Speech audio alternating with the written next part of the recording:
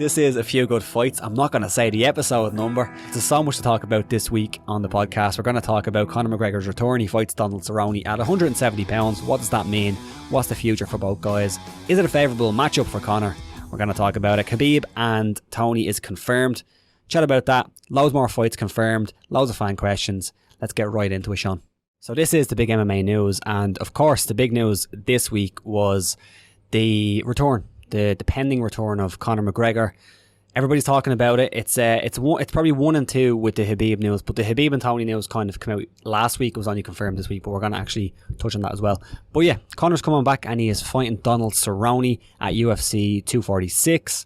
It's January, so it's not very far away, which makes me assume that he's been in camp for a while and that he's known about this fight for a while, which kind of makes sense. But what were your thoughts on the announcement of this? And I suppose the first question is this, because I know a lot of people are saying this, is this a favourable matchup for Conor McGregor? Thoughts on this? Lots of thoughts, really. It's nice to be talking about him for fighting once again, and an actual fight, not in a bar and stuff. Yeah, it's nice to be talking about him for actual MMA reasons again. Is it a favourable matchup? Yeah. I mean, Gaethje would have been Gaethje was the fight I'd have loved to see personally. They're not going to give him that. I mean, even Cowboy at welterweight, it's a pretty favourable matchup. I've seen the opening odds. I wouldn't be mad to back McGregor at those odds. I think what's the odds? It's 1-2 on McGregor and 2-1 on Cowboy. I think McGregor's a little bit slower at welter. I mean, we've seen Cowboy look great at welterweight. So I think it's hard to pick against McGregor all the same, but I just wouldn't be mad on those odds. I think I said to you off I think it's as close to a tune-up as you can get at this level of MMA. Yeah, I think that's right. Like, again, I think people, when you say tune-up, they say, well, Donald Cerrone isn't a tune-up fight, and I think that's right. Like, he's 100% not a tune-up fight, but I think Luke Thomas kind of talked about this a little bit. Like, there's no such thing as a tune-up fight in MMA, or at least there's no such thing as a tune-up fight in the UFC, really. And they do happen the odd time, but generally at the highest level in the UFC, it doesn't happen. So for someone like Conor, who's at the highest level, this is a fight that is at least manageable. Like, if you're going to throw him in there with someone like Gaethje, who's a certain title contender, I think, in the future, or even bringing him back against like Khabib or something like that, or even Nate Diaz, who's been very active and probably, at not a better level than Cerrone now, but I think he's more at the top of his game than Cerrone is at the moment, because Cerrone's on a couple fight losing streak. And then also, I think Donald Cerrone, he's been around for a long time. We kind of know his weaknesses and his strengths. That's not to say we don't know that with everybody else, and that's not to say we don't know with McGregor, because we certainly do. But I think that coming into this one, it's a smart matchup for McGregor, but it's also, at the end of the day, it's a great matchup for Cerrone. And just because it's more favourable than other fights, it's not an easy fight by any means. Yeah, that's what I was going to ask you. I was like, I mean, can Cowboy win this? Yeah, 100% he can win. I agree. Yeah, like I would, if you ask me to make a pick right now, I'm going to pick McGregor. I think so. I just think it's favourable. I think the way he fights, the way he puts on pressure from the beginning, and the way Cowboy doesn't really handle that very well. Like, look at the Jorge Masvidal fight. That was a tough fight for him. Yeah. And Masvidal doesn't usually start that quick, but he did against Cerrone, because everybody knows at this point he doesn't handle pressure that well. And you can see McGregor doing that. Now, this fight at 170 is interesting because first things first, makes it really interesting. Yeah, first things first on this one, I think it's good because both guys are 155ers if they want to be, but they're cutting quite a lot of weight to get down there. So the fact that it doesn't really matter if McGregor wins at 155 or 170 right now because of his name, I don't think he has to fight in that division to become relevant again in that division, if that makes sense. And for two guys who cut a lot of weight, it's kind of good to see them just fighting at a weight that feels comfortable to them. You know what I mean? Yeah. Instead of like two 55ers or 270ers cutting down to 55 to fight. Like, why not just fight at 170? Yeah. This is where my hypocrite comes out, Rob. Yeah. I think McGregor's pretty much a bona fide 155er. Oh, to be honest. Yeah. I think McGregor is definitely way more suited to 155. I actually think the matchup would be better for him at 155 as well. I think so too. I think if he's at a disadvantage anywhere, it's at 170 because we've seen him gas. I mean, he didn't gas as such in the 5 rounder with Nate. Kind of. He slowed down a lot. And you would have to think that the longer the fight goes, the more Donald will come into it. I think.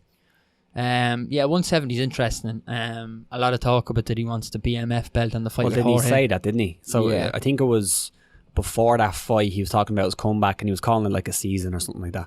And he said that he wanted to come back, get a fight, and then fight the winner of that. I think he assumed it was going to be Nate because he was mentioned the trilogy. Yeah. But now the Jorge Masvidal fight is on the table. And it's weird because he's in a weird position now, Masvidal, with some title fights on. He's actually said this week he thinks it looks like McGregor next for him. Yeah. Yeah, I mean, if McGregor wins, that's possible. I guess you could... Timelines kind of make sense Yeah, as well. I guess you could argue Cowboy if Cowboy wins to face Masvidal, but I think... I'm not sure if that's a great fight for Masvidal at this stage of his career. I'm not sure what he's gonna gain from it. Doesn't do much for him. Now, the thing about this one as well, and everybody, I think, is brushing everything that Conor has done under the table. Yeah. And I'd say when this started and we start talking about Is this... that the elephant over there? Yeah, it's in the room. I think it's important to say that, like, when this was announced, the fact that all the shit is out there about Conor, that everybody knows about, that we're not going to really address, but everyone knows what we're talking about, the fact that that is out there, I felt, even personally, I was like, I wasn't, when I seen the announcement, I was like, oh, that's cool. Yeah, it's not. But It's not the first thing that comes to your mind when you see the announcement, is it? Yeah. But it's such a weird thing to be promoting that, and you're just like, we're just going to ignore that over there. Yeah. Okay. Yeah. Cool. We're going to ignore that stuff, Yeah. all that stuff that's happening. And like, I heard that, I think it was Ariel was saying it, that there was some kind of visa issues and stuff. I'd imagine so. I'd imagine Dana rang up his mate Donald. Yeah, I'd imagine so. So you never know how that's going to play into this and how that's going to work into it. But it is a little bit weird. It's a little bit unsettling, to say the least, with all this other stuff out there. Nobody's talking about it. But like, if you want to just boil it down to the fight, which I think at this point we kind of have to, we just need to talk about the fight. It's a fun fight. I know everybody's going out there. Do you know what I think is funny though? Everyone's going out there and saying, this is the perfect fight that they have to make. If they made any fight, they would have said it's the perfect fight. I think the perfect fight to make was the Nate fight. I agree. The perfect fight. If that was made, that was the perfect fight. Yeah. But I understand the whole... It's a good matchup. Yeah, bring Conor back. Everyone loves Cowboy. Yeah, everyone loves Cowboy. If you actually look at it, right, you look at Conor's career. Last time he won an MMA fight was 2016. Last time he fought was over a year ago. And then it's going to be, a year and change by the time he comes back. And he lost to Khabib. So I think, like, it only makes sense for him to come back against somebody not quite top 3, top 2 at this point in his career. That makes sense. There's definitely some questions over Conor as well. Like, as you say, he hasn't won a fight since 2016. So we haven't seen Conor... That was the Eddie Alvarez fight. We haven't seen Conor McGregor at his peak since 2016. Yeah. It's a long time ago. Who knows what he's going to look like? We have heard all the shit in the media that has happened over the last while. Has he been training hard? We don't know. It doesn't look like he was. Is he coming? Time period, anyway. Yeah. Is he going to come back and train hard? I assume so. Like, I assume he will. But is that going to be enough? Is taking all that time off, partying, doing all this shit, and then coming back for a 4-5 month camp, maybe less? I don't know. And like, I thought he done decently okay against Khabib for where you can do decently okay. Yeah. But like, I don't really think you can watch that fight and judge how he's going to look coming back. It was, at the end of the day, it was a domination, I think if I'm Cowboy, I'm looking at just what we've said there, and I'm thinking it's a pretty good time to fight McGregor, especially at 170. Yeah, and I'm happy for Cowboy. Yeah, he's surely getting a 6-7 or a high 6-figure, 7-figure payday. I hope so. I hope hope he's getting 7. Yeah, go on, Cowboy. What's your thoughts on Justin Gaethje calling this a freak show of a matchup? He's wrong. He's wrong. It's not a freak show of a matchup. He's just, obviously he wanted to fight, and he's gonna shit on it because he wanted to fight. I understand that, but it's not a freak show. Yeah. I mean, you could argue that that McGregor and Floyd was a freak show. Yeah. Fair enough. Yeah. This isn't a freak show. I agree. I don't think it's a freak show. I think you're wrong, Justin. Fight me. It's a legitimate fight. I mean, if you slapped an interim title on this, then we're talking. You're getting into like ridiculous freak show territory. I don't know if freak show is the right word, but freak show is a bad word, I think. Then we're getting like territory. Here's a conversation, right? So I was thinking about this. Conor was angling when he was coming back. He was talking about getting a fight, then fighting the winner of Jorge versus Nate for the BMF title. He was talking about the BMF title. Is it kind of telling that his focus and a lot of people's focus seems to be on not the actual legitimate titles in the UFC right now, and they're looking at the BMF title, they're looking at super fights, they're looking at money fights, and really the title, Colby Covington, the 170 title at least, Colby Covington and Usman, it's kind of in the background now. You have three events in a row where you have a welterweight main event, and the title fight one is the one that's kind of been more overlooked. I think this is where the UFC could come a little bit unstuck from actually making a physical belt for the matchup. Yeah. We're going back on this BMF thing. Yeah, as in, I loved it. Yeah. It looks like they're keeping it around. Like, they haven't said it, but it looks kind of like it. I hope if that's the angle Conor wants. I mean, Jorge has said he's not going to put that. He's not giving that belt to anyone. Fair enough. Are the UFC gonna, like, you can't make him defend it? No. Can you? You can't say to him, "Oh, he's the number one contender to the BMF belt." Can you? Oh, no. You can't. But here's the precedent. It's not. Right? It's not. I'd imagine it's not in his contract. No, it can't be. But here's the weird precedent now. What happens if Conor wins, right? And we can have a conversation really quickly about, like, his popularity now. But what happens if he comes back, wins? And of course, even though I think he's lacking in popularity, again, we'll talk about that in a second, I think a lot of people will jump back on board and will forget about everything else. So he comes back and he has a bit more bargaining power, and then he goes to the UFC and says, I want my belt. I want the whatever belt, you know? Fuck your mother belt. Whatever fucking belt he wants to come up with. And then, like, there's a precedent there. I don't think it's going to happen. I don't think the UFC would do it. I'm not 100% sure he has that power anymore. I don't know if he does either. But I think, like, just the fact they did bring in a belt, like, I'm afraid a little bit that they're going to start doing, like, remember the money belt and, you know, this stuff. A little bit afraid. Just a little bit. Yeah, I understand that. I don't think so. I genuinely don't think Conor has that power anymore. I think the ESPN deal is a huge bargaining chip in the UFC's favour with the pay-per-views. As in, they don't necessarily need Conor twice a year to boost numbers because of the deal. Does he have that power anymore? I don't know. I think in Ireland his popularity is at an all-time low. How much of that will stick around if he gets a win and he starts talking up again? I mean, I thought his apology for the stuff that he has apologised for, I thought it was pretty piss poor, to be honest. Sure, yeah. I think it was one of those that he thought, I have to do this to get a few people back on side. That's how it looks to me anyway. I think you could see a lot of people hop again. We're a great bunch of bandwagoners here in this country. So there'll be a lot of people back on. I want to see him fight as well. Yeah. But I couldn't invest myself into him the way I have before. Yeah. To be honest, I kind of moved away from that. Like, I mean, I'm interested to see him fight because I'm interested in the fight itself and the fighter. I'm not really interested in anything else, to be honest. I personally was invested in McGregor, the personality, what he represented for Ireland, and what he not stood for, but like what he did as a coming up from where he came up from. It's hard to buy into that now anymore. Yeah, that's gone.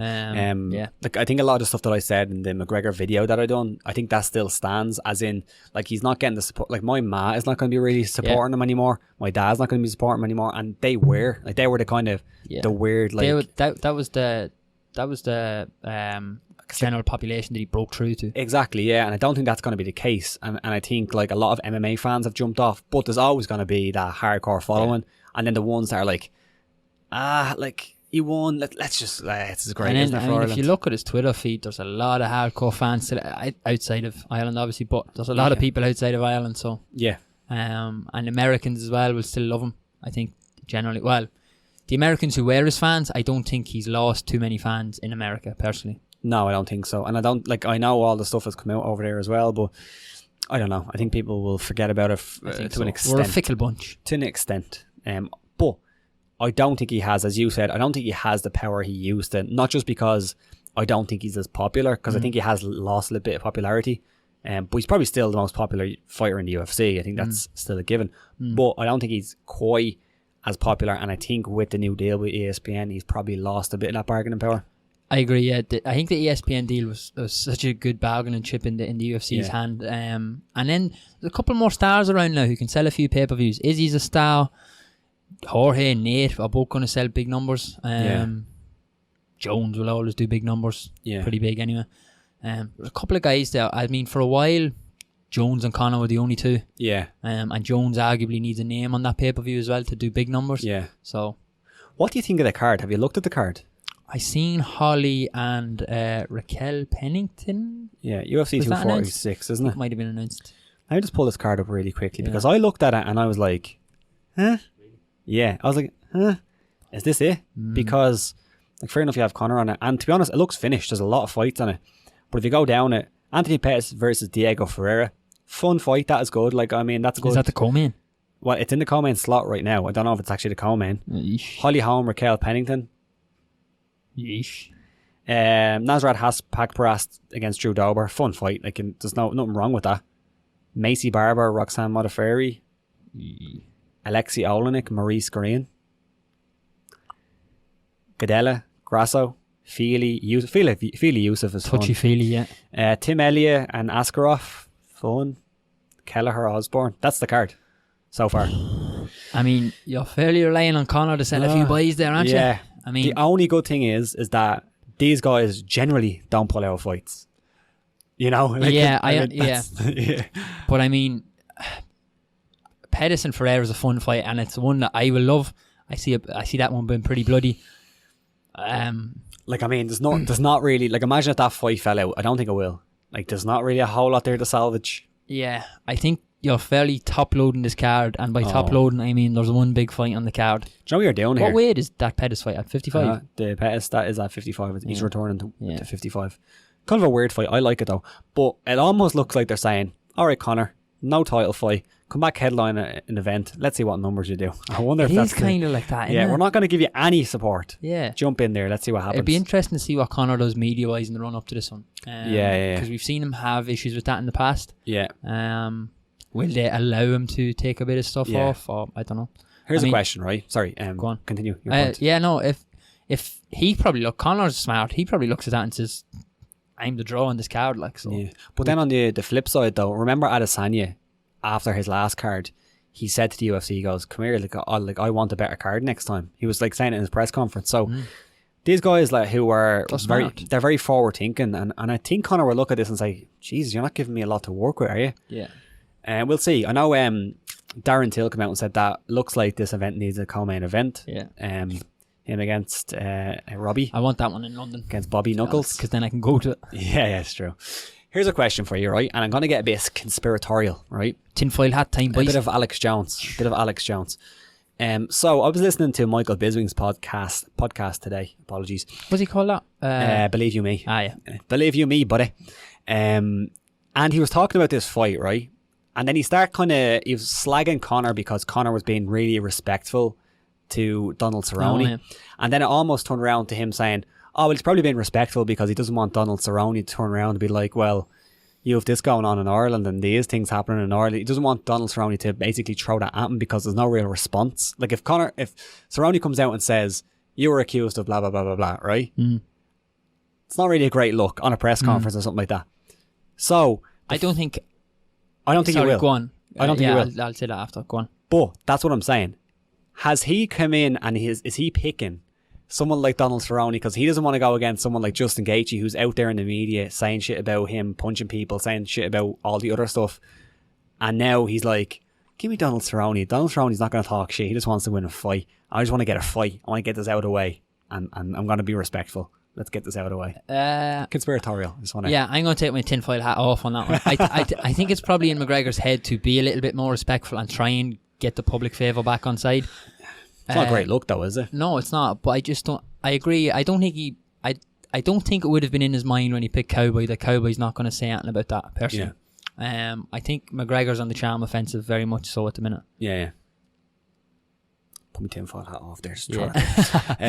I'm not saying that was it, but it was just like that's what it's an interesting perspective on it. It was almost what Bisping was alluding to. I thought it was interesting. I think it is very likely though that someone would have had a little word in Cowboy's ear anyway and said, "This ain't for talking about." I'd say so. Yeah. I think that's very likely. Yeah. And I'm sure he's a guy who will stick to that. Yeah, I don't think he would have anyway, even without a word in his ear. It's not his style. No, exactly. Style, so that's why Conor picked him because he doesn't want to get. Yeah. So we talked about this last week, but Khabib Nurmagomedov and Tony Ferguson is confirmed for UFC 249. Yeah, I mean we've kind of talked this to death. Can I suggest something here? Sure. Can we put a podcast ban on this fight? Yeah. Because like all the women in my life, it's broken my heart many times. It has. Yeah. Yeah, I mean, we don't have to talk about it until it happens, but quick question. Go on. What's the bigger fight? I mean, what does better? What does that really matters. Like, the most important fight is this fight. Yeah. Versus the Conor fight. But what do people care about most? I just want to know what you think. Will we each have a little pick on numbers? Yeah. Yeah. We'll each have a little pick on numbers, what we think it does. Yeah. Well, let's not pick a number. Let's say what does better. Okay, yeah. Conor. Do you think so? Yeah, I think so. Probably Conor. Which is it's kind of depressing. It's a little bit depressing. Like, this should do better. This is the fight that everybody's been waiting for. Yeah, I agree. I think Conor probably does better, which is a shame because that's not the fight I'm most looking forward to. And yeah, what does make it a little bit tough is the card. Yes, I'm interested to see what they do with that. Closer to the time, I might revise my decision. Yeah, if you stack that Khabib Tony card, which I'm not entirely sure they will because they'll both be getting paid, so the budget might not be there and all that. But I think the cards could make a little bit of a difference. I mean, Khabib's last card, the undercard was pretty piss poor. Yeah. I just think Conor. Like, when was the last time Conor done under $1 million? I don't think ever. Probably the Chad Men. No, I don't know. I don't think it's been a while. Yeah, I don't think he has. Do you know what could change things? This, and it's kind of weird bringing this up because, or at least saying this because it involves Conor. But like, if Conor wins, and for some reason the UFC want to go the whole Conor rematch with Khabib route, which I still hope they don't, even with a win over Cerrone. I think if Conor's like narrative gets put into play with this fight, then a lot more people will be interested in this one, just because it potentially leads to a rematch with Khabib. Again, that's not what I'm for. Please don't abuse me in the comments. I'm just saying. This really should be the one that people are looking forward to. This is the fight that we need to see, like, big time. It's the most important fight. Yeah, 100%. And it's a great fight. Belter, man. Amazing fight. Oh, I hate talking about it because I get so excited. I'm so afraid to get excited.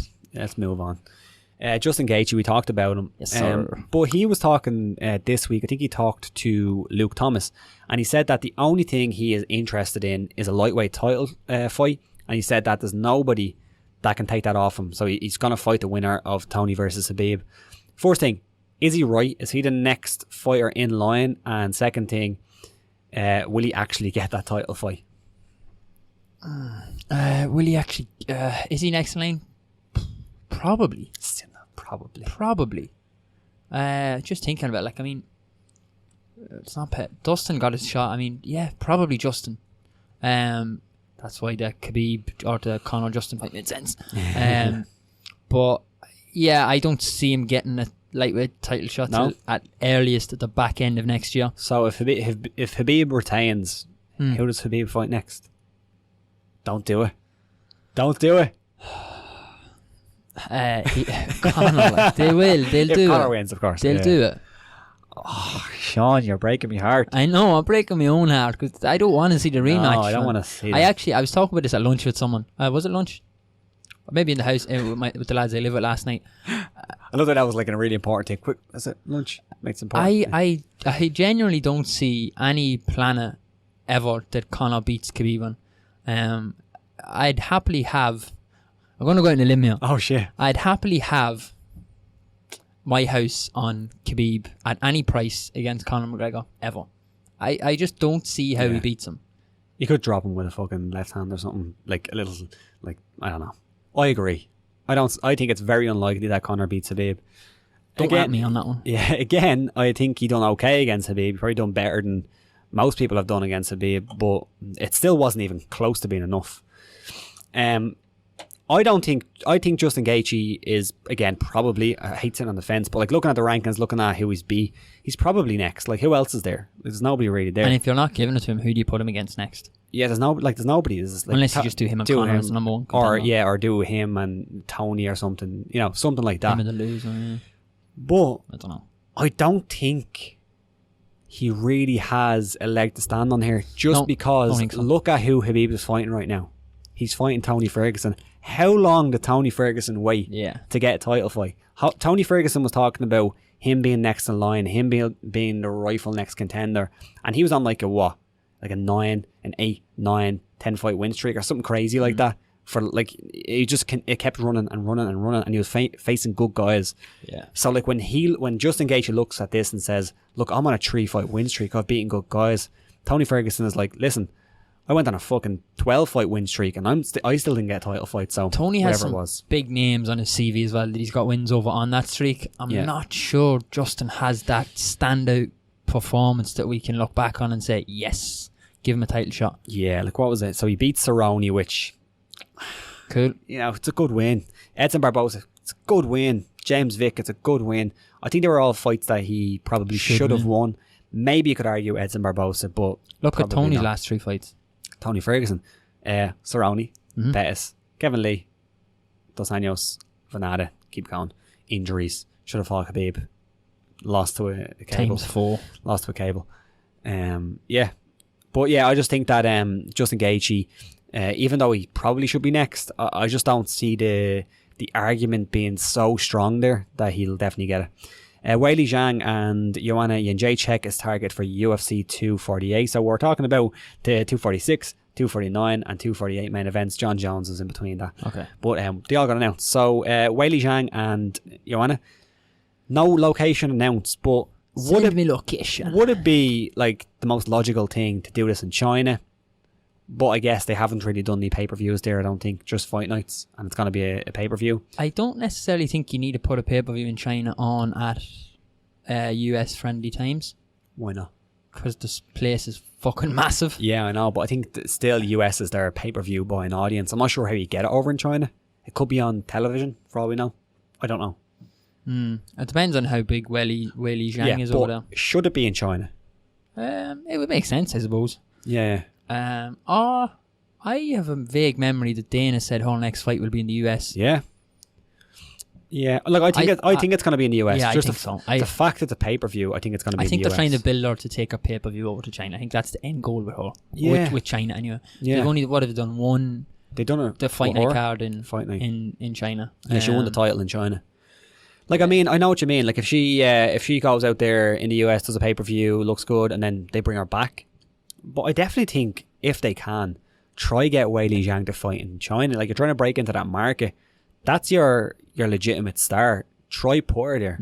Like, you could see what happened when they put, like, Michael Bisping in the UK, when they put GSP in Canada, when they put Conor in Ireland. I think it's the one thing I will say about boxing that they just do over UFC. Yeah, I mean, way better. You'll see guys who barely leave the hometown. Yeah. Especially, it is a little bit different in England, where the fans are a lot more with a fighter.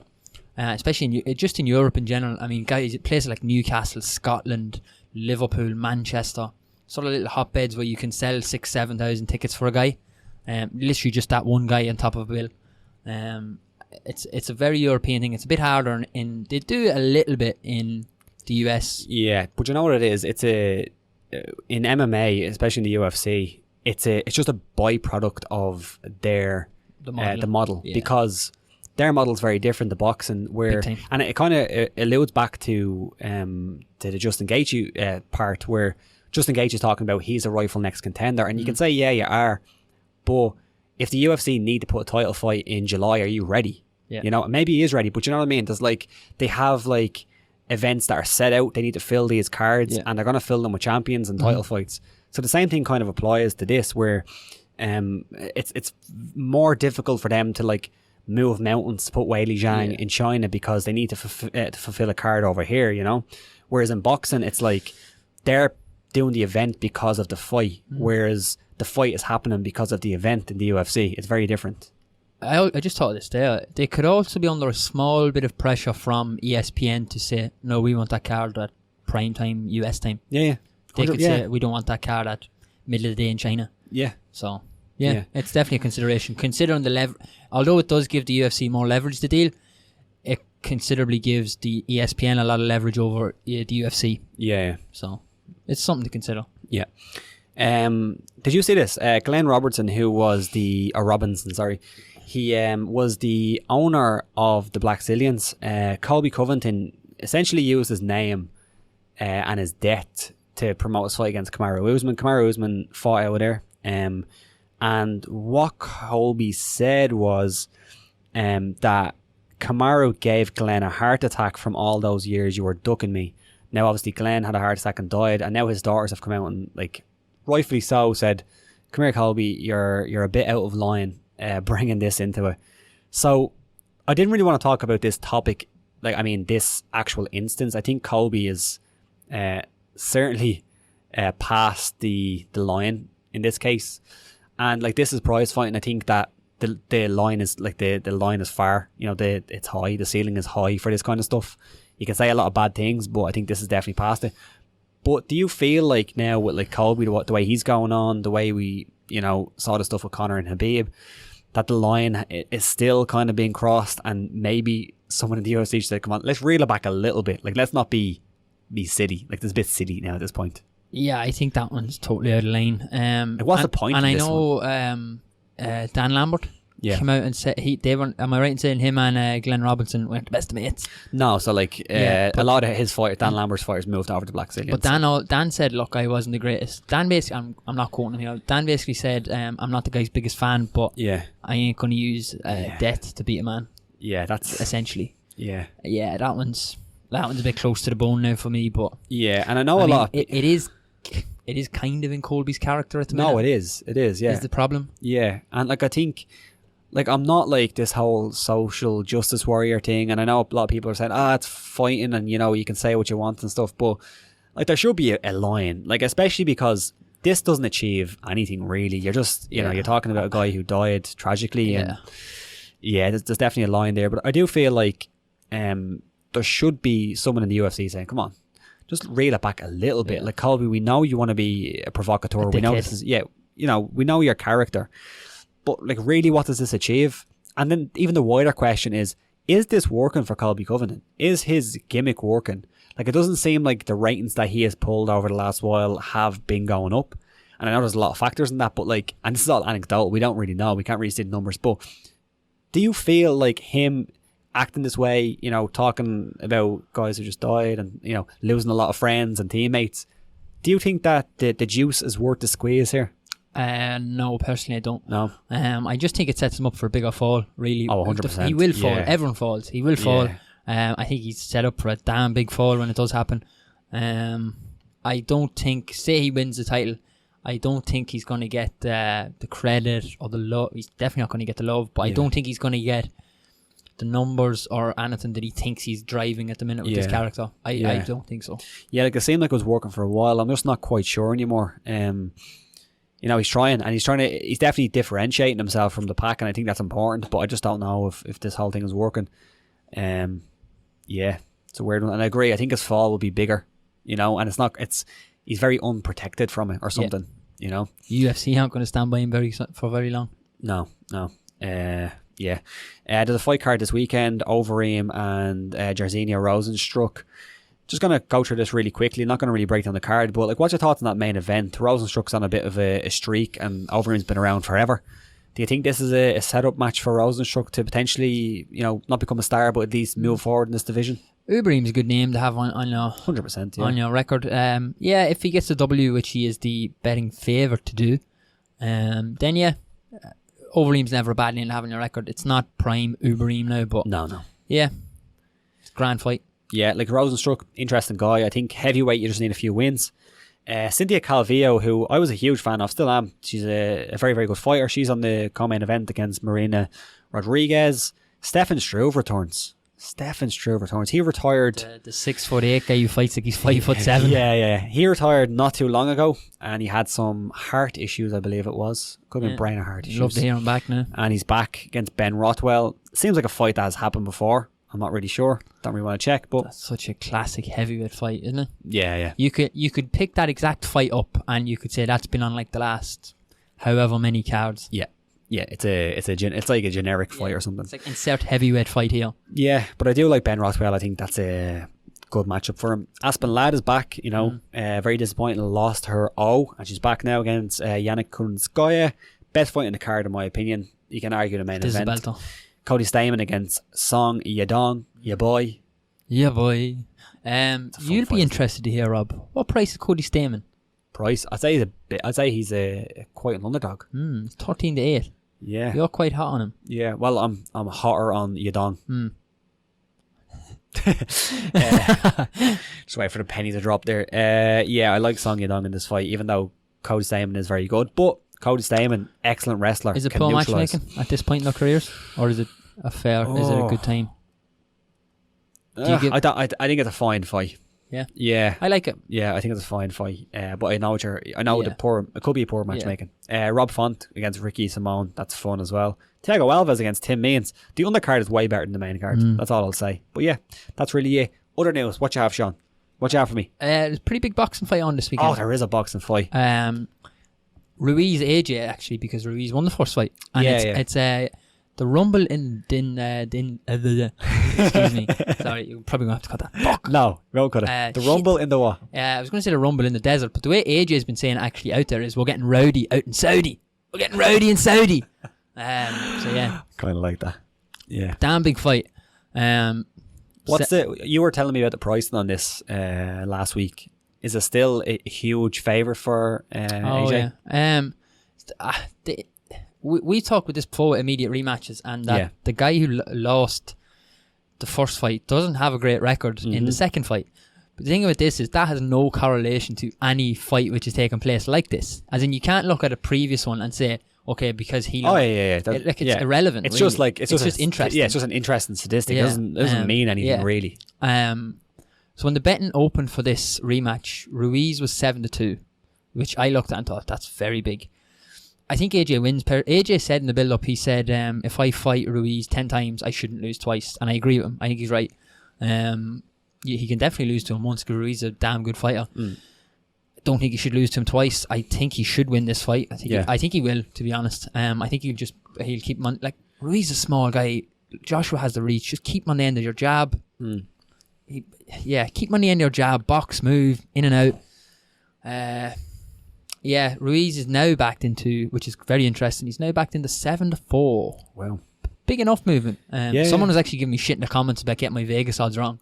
I'm not from Vegas. I'm guessing in my head when I'm doing it. Don't at me.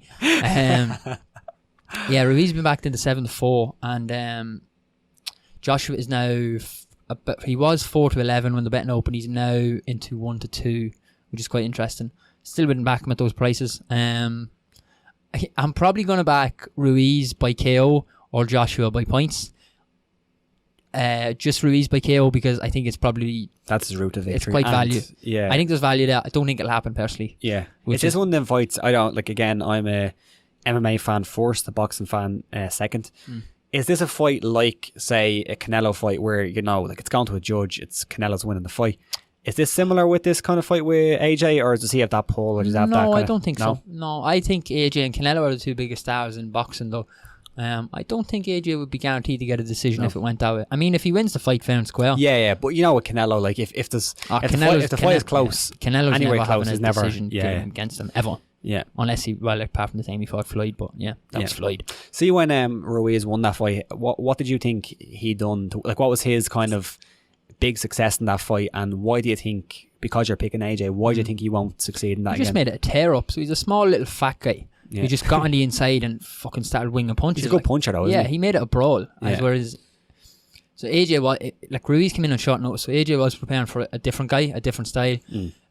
Ruiz comes in, quick hands, short, chubby. He's going to get on your inside, and so Joshua's got that long reach, and Ruiz just gets in here, this distance, and he's winging punches on the inside. Joshua needs to keep him here. Yeah. Keep him on the end of that, and he can't touch you. Yeah. Because he's short reach and stuff. But it's I make it sound so simple. I'm just sitting here talking about it. That's what he should. That's his path to victory. Yeah. I think. And then he will clip him. If he does that for 4, 5, 6 rounds, he will frustrate Ruiz, and he will catch him. Don't rush in, which is what he did the last time. People forget he had Ruiz down. Yeah. And he probably would have finished the fight if he hadn't rushed in like he did. He rushed in, hands down, swinging. Ruiz caught him, and then he was gone. So don't rush in, be calm, calculated, and he probably will get him out of there later on. Yeah. Joshua late finish or points for me. Yeah, he seems like a smart fighter, Joshua. As in, I think he'll look back and he's like, I can see what happened there. If I hurt him next time, don't do that again. Let's not do that again. I don't think he fights with Ego. Yeah, I don't think he fights with ego. I think he'd be happy enough to win a decision. I think he did a little bit the last fight. Yeah. But it was in America. He was trying to make a statement. Exactly. Wilder was after fucking crippling a lad. Yeah, and especially he would have been a big favourite last time, wouldn't he? Like a big favourite. 1-25 or something. Yeah, insane. So like he was probably looking at it like, this guy's not going to beat me. I'm just going to do whatever and I'm going to get a finish here. Whereas this time around, it's like winning is paramount. It doesn't matter if I look great. Let me just get this win. You know. I don't think Joshua doesn't get the credit he should get. No. Deontay, like Wilder gets a lot more credit because his KOs are so sensational. Except when people say he can't box. Yeah, a professional boxer. Yeah. Joshua's CV is arguably I think it's better than Wilder's. Wilder has some. He doesn't have a better name, a better win on his record than Joshua, in my opinion. Fury has a W against Wilder. He does. So Fury has the best name on his record. Yeah. But Joshua has 5-6 top 10 level wins over heavyweights. The two other guys don't have. He just doesn't. I'm not saying he's the best out of the three of them. He just doesn't get the credit he should get, in my opinion. Why do you think that is? I think the British are quite similar to how we are, as in we love to see people rise, and then we also love to hate on them when they do get to the top. Yeah, wonder why then with Fury, then he doesn't kind of get that backlash. It's interesting with Fury as well, because as well as I'm happy to give him credit for the stuff he talks about mental health. He said a lot of dodgy stuff in the past as well about certain things that just failed the drugs test as well. Everyone just sweeps that one under the cap. That one. Failed the drugs test for clenbuterol, I think it's called. When it finishes with all, bad. The problem with that was he failed. He did his ban. His ban was retrospective because he did his ban while he was going through all the mental health stuff. So he kind of just gets swept under the carpet. But it was a 2-year ban that was retrospective. 2-year ban ain't no 6-month job for like a dodgy supplement. Yeah. Get swept under the carpet. It's interesting. When he fights in the UFC, he'll have to look out for you, sad. You know what I mean? Don't stamp me on that. It is just interesting how people get perceived by the public. Yeah, was a honey dicked. Yeah, is the phrase I hear. Any other news, Robert? I think I had a bit of news. Let me have a look here. Corey Anderson and Jan Blachowicz 2 is in the works for UFC Rio. Apparently, this is a co-main event, a number one contender fight. Sound? Who cares? It's grand, like whatever. I was listening to some podcast and someone mentioned that, like, whoever wins a fight like this, like Corey Anderson and Jan Blachowicz, it's doing absolutely nothing for either guy because, like, who cares? Like, if one of them. If Corey Anderson goes out there and sparks Jan or vice versa, nobody's going to be interested in a John Jones fight anyway. Like, they're where they are. You know what I mean? They're where they are. Paul Felder inked a new deal with the UFC, and go on, Paul. Did you see his stare down with Dan Hooker? No. Watch that on your way home. Chilly. Oh, baby. That's it. Cool. Let's go and ask. Let's go some questions, Rob. Let's answer some questions. Yeah. So we have a few questions all from YouTube, and if you want to get a question in on any of the shows, we ask you to ask us early in the day of a Wednesday. So get onto our YouTube page, go to the community section, and then ask us a question. So a few questions here. First one is from, I can't pronounce your name, it's ZNEB Rem. Don't know what that means. But well done. Great question. Any theories on why Khabib versus Tony is in April? Why isn't it in April? Do you think there's anything going on there? Do you think, like, why is it so far out? Or do you just think... So they have pay-per-view December, January would have been close to locked in at the time. February is locked in with Jones. February, March. Something planned for March? I don't think so. That would be 248. 248. Was that the one that we were talking about earlier? McGregor's 246. Weili Zhang. Jones is 247. Yes, is that right? Yeah. Yeah, I'd assume just the working dates had already been put in place for other fights, and this was the next available one. Yeah, and I think both guys are pretty much ready to go. Yeah. So they'll start camp. Yeah. No outrageous here. It's not like Khabib. Ramadan is later in the year for Khabib, so. Yeah, Ramadan starts, apparently 2020 starts in April, so it starts 23rd of April, so he'll just get his fight in, and that's perfect for him. Yeah, that makes sense. I'd say it made sense for him to get it in as close to Ramadan as possible. Yeah. And then do a Ramadan, and then come back, a bit later in the year. So yeah, I don't think there's any. I just think it's where the chips fell, pretty much. Chips. Yeah. Conor O'Loughlin said, "Will Conor be his normal brash self in the build up to the fight with Cerrone? He's lost a lot of fans, and I'm wondering if his trash talk will make him look more like an a-hole when directed at Cowboy. We kind of touched on this, but we did a little bit. I don't think we'll see him his usual brash self. I think we will see a little bit of it. It's just how he is in press conferences. I don't think we'll see throwing stuff at buses or like starting fights at the press conference. I think we'll see him trash talk. I think it's Cowboy. He's not going to trash talk you back. I think we'll see a toned down version of McGregor. Yeah, personally, you. Yeah, Nate too. Yeah, it was kind of toned down. He's been humbled a little bit. Yeah, I think. Well, yeah, I think like I think after he was from 8-2 anyway. Yeah, I don't know if humbled is the right thing, but yeah, I think it's gonna be toned down a little bit. And there's other stuff going on that he doesn't want to antagonize. Exactly. Get your tinfoil hat on there, Sean. Cut the knot. Will the UFC devolve into a semi-circus organisation like the WWE in terms of putting on various types of ancillary sideshows, such as the BMF title fight? Something that we kind of touched on a little bit. I mean, the only thing I can really say on that is I hope not. We don't know just with the way things are at the minute. Yeah. It will be interesting to see how the next year plays out with Conor, and if he says, I want that BMF belt, put it on the line. Yeah. I hope they don't. Because I think that's where you could, not WWE in the sense, but you could end up going down that line where it becomes a bit of a farce. Yeah. And all I can say is I hope they don't. But yeah, what's your thoughts on that one? As I kind of said earlier, I'm afraid they will kind of do a little bit more than we think they should in terms of that, but I don't think it's going to get too bad. Like, I mean, they're on ESPN. Like it's a sporting network. Yeah, ESPN can put the pressure on too. Yeah, it's serious. It's not like they're on Fox Sports anymore. I think they're still like they need to be a sport, and I don't think it's going to get too bad. But yeah, I see what you're talking about. Remy Nordley said, do you have any idea why McGregor wants to fight Cerrone at 170? There's no doubt that Cowboy is a much harder opponent for Conor at, he said middleweight, but welterweight is what he meant, I'm sure. Why do you think it's at 170? I think he just probably wasn't bothered cutting weight. Yeah. To be honest, I think it's a more favourable. Not that it's an unfavourable matchup at 170, but it's even more favourable at 155. I think for him. Yeah, I agree. Cowboy cuts a lot. Cowboy has a tougher time with the weight cut than Conor does to 55. Yeah. We've seen Cowboy struggle in the past to look pretty raw. Yeah. Yeah, I think he just probably wasn't arse cutting weight. Yeah, I think the not cutting weight thing, and I think Cerrone would have been happy enough with that. Yeah. You know, Cerrone ain't gonna kick up a fuss. I think 155, even though he's barely won fights at 155, he's won a couple. Won one at 155. Eddie, that's it. Even though he's only won one fight at 155, I think because there's such a rivalry between him and Khabib, as much as I don't want to say it, that fight is always there. I don't think he needs to do much at 155. I think it was like you said, the fight doesn't necessarily need to happen at 155 for Conor to get a title shot. Exactly, yeah.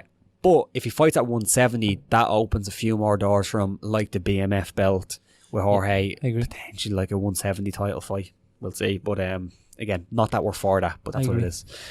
If he gets a convincing win, this is Stevie P. If he gets a convincing win in January, do you think the tides turn for McGregor in McGregor's favour in terms of his popularity, or has that ship sailed? Again, we touched on this a little bit. I don't think the ship has sailed. I don't think we'll see him at the levels we did see him. Yeah, somewhere in the middle, to be honest. I'm sitting on the fence there with that one. I don't think the ship has sailed. I think he can definitely win back some fans, but I think you won't see, like I said, you won't see people invested in him the same way you did. I just don't think you will. Like, I think that there's too much going on. Yeah, I think he's still very popular, but not popular in the sense of everyone likes him. He's not worshipped the way he was. Yeah, I think, do you know what it is? I think he'll have more of a Mayweather vibe about him, where a lot of people want to watch him and watch him lose. I mean, that was there before. Like, I think a lot of fans didn't like Conor anyway, but I think, you know, the ratio is going to get even further that way. He could be heading that. That's a good shout. Yeah, but I don't think that's a bad thing in terms of, if you're talking about box office, I don't think that's a bad thing. But I do think he's done irreparable damage to his actual image and stuff like that. That's pretty much it. Salvalosa asked for Brendan Dorman again. He said that it's the last chance for a young Sean. If Brendan Dorman's not on the show, then all the pretty boys in San Francisco is going to make Sean their hoe. That's what he said. That some bio. That terrifies me. That terrifies me. Yeah.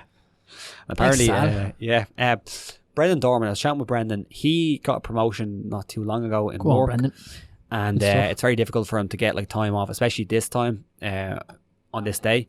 But I've talked to him and we're going to try do something, hopefully. Sal, say it to Brendan. Spam him on his YouTube page and say, come on, work this. Go and Brendan. Yeah, go and Brendan. Bull Roar MMA podcast said there's a French fry famine in the US apparently, and that's why his family left the Emerald Isle because of the famine apparently. I don't know. Don't want to get into famine discussions. It's a bit political for me now. Bit political, but great work, guys. Sláinte.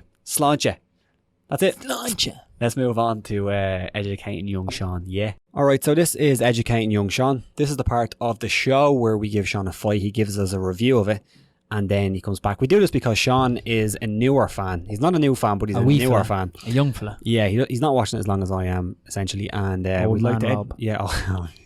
make that stick. He's not watching it for as long as I am, so we want to give him some fights. We gave you Frankie Edgar versus Gray Maynard 3, their third fight, and that was at UFC 136. What was your thoughts on this fight? Man, what a cracker. I've been unfortunate enough to sort of see the back end of Frankie and not really the best of him, where he's kind of been taken. Dirty oak. And the people in the comments are going to love how you said third as well. Yeah, I know. Yeah. Third. I made a point of enunciating it there. But yeah, I've been unfortunate to sort of see the latter part of Frankie's career. Yeah, that was better. Where he has been taking some L's and he's taken his first knockout loss, etc. against Ortega. But watching these fights, the couple of fights with Gray Maynard that I've watched, you can see what a savage he was at lightweight as well. Where he was no more. He should never have been at lightweight, really. No, he was completely undersized. Like, it's understandable why he was there when the lighter divisions weren't there. But then once they come in, you know, you'd think that he'd be like, all right, let's go fight someone my own size. He was a savage, and how he stayed in that first round. Have you watched this fight recently? Not recently. Do you remember the first round? Basically he took a fucking hide in the first round. Yeah, it was like the second fight. You couldn't have argued really if the ref had said at the end of the first round or whatever, stopping it, like, really. And then came back, not coasted, but boxed in the second round, and then got a savage finish. Yeah. He clubbed him. Yeah. It was insane. Against a guy who was clearly bigger, and Frankie Edgar was never really known. Like, he was known to have good striking, good boxing, but he was never known as a knockout artist. Yeah. You know, he was undersized. Yeah, he landed some right hooks that were...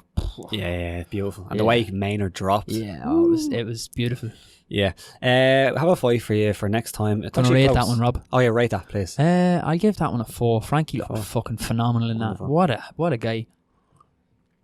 He is a guy. So I'm going to give you Jose Aldo against Mark Hominick. That was from UFC 129. Okay.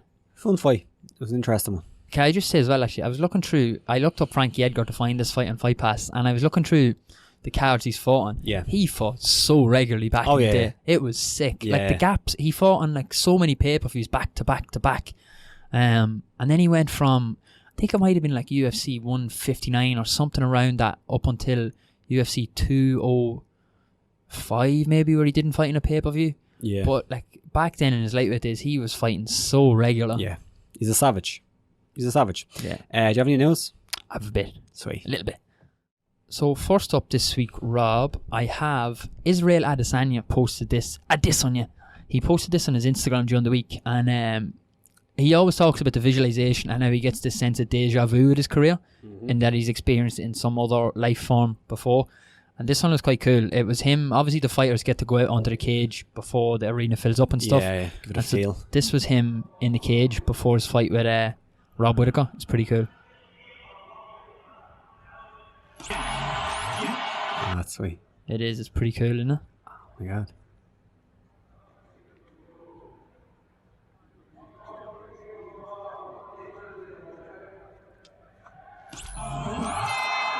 It's pretty cool, isn't it? Big shot by Izzy.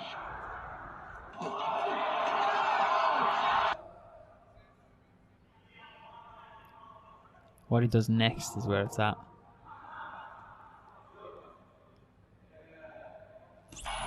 Less than 2 years into his UFC career, Israel Adesanya is what he knew and thought he was, the best middleweight on planet Earth. It's pretty sweet. It is, isn't it? It's why you do get that sense with certain guys that they're just a little bit special. You don't see every guy videos coming out like that. I mean, we've seen, say, Conor drilling the shot that he knocked Aldo out with before. A little slip back left hand. Yeah, I think stuff like that makes certain guys a little bit special. Yeah, I agree. And I just get that feeling with Izzy. We said it at the time. You do just get that feeling with Izzy that he has that little bit of superstar and that little bit of eccentricity in him, that he's a little bit that guy. Yeah, I'm sure to all of this there's a little bit of like, let's make this fit after the fact. But like parts of that, especially, you know, the start and just like I've never really looked into visualization that much, but I know a lot of fighters, and especially fighters who are at the top, they talk about it quite a bit. They talk about how visualization is very, very important to their regimen. And you can kind of see it there. McGregor does it, and a lot of fighters talking about it. So, yeah, it's kind of cool. And I love the way he just, like everything, he visualised the start. Yeah. I know the fight and then whatever happened there, but then even the end, it's kind of cool. It's quite cool how he goes from, say, the side that he knocked him out on to just straight to up onto the top of the cage. It's pretty cool. That's awesome. So next up, Derek Lewis's Instagram is always a great follow. He's posting memes and stuff all the time. So this one's a good one. Oh, he's winging him, isn't he? Holy!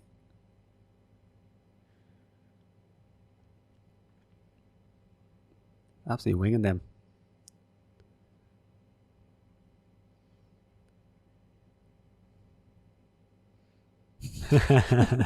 Well done. Hands are down though. Jesus Christ. You know. Well, he's just touching. He's just touching up the body and then going to the head, isn't he? Yeah. So yeah, that's beautiful. Well done, kid. Derek's a great follow. Song Yadong. Love Song Yadong. No, sorry, it's Peter Yan. Peter Yan. Yeah, Peter Yan, I believe. Yeah, it is Peter Yan. Ah, little sweep. Hit their body. Oh, knee. Some rough sparring, innit? Yeah. Love this little trip. Peter Yan's a beast. He's fighting Uriah Faber, isn't he? I believe so, yeah. It's a tough fight for Uriah, man. That's a really tough fight for Uriah. It's a good fight for Peter Yan, just for the name. It is. It definitely is one that can bump you up very quickly. 100%, yeah. But yeah, tough fight for Uriah Faber. It's cool, though. Next up, one of my favourites. Is it Will Fleury? Spud Yes, Life. it is. My man. I like this one, man. Big fan of this one. Yeah. So we've got it's a bit pretty of, standard. It looks to be a bit of seasoning on them baby potatoes, which I'm a fan of. Definitely is. Definitely is. Bit of spice or something. I'm a big fan of broccoli. I can get behind that. That looks to be some salmon as well, which I'm a fish fan. Yeah. Which I know isn't going to go down well in the comments. I don't think so. Yeah, people aren't a fan of fish, and if you're not a fan of fish, you're just not cultured. Yeah. I'm so cultured. I think that our fans are big fish fans. I'm confident in that. What are you trying to say, Rob? I don't know. Just saying. Yeah, I like this one. This looks like a nice, healthy meal and very tasty as well. Yeah. Speaking of salmon, I had yesterday when I got home from work. I had a bit of soda bread. Oh, nice. Smoked salmon. Yeah. Poached egg. Nice. Just a little snack. This Nice. just reminded me of it because I'm going to do it when I go home again. Nice. Delicious. But that was a good one. Enjoyed it. Is that it? That's it, sir. Great. What a show. What a show. Yeah, great stuff. Thanks for joining me again, Sean. And like and subscribe. Like the video, helps us out. Subscribe to the channel, helps you out to get all this great content. And we'll see you again next week. And look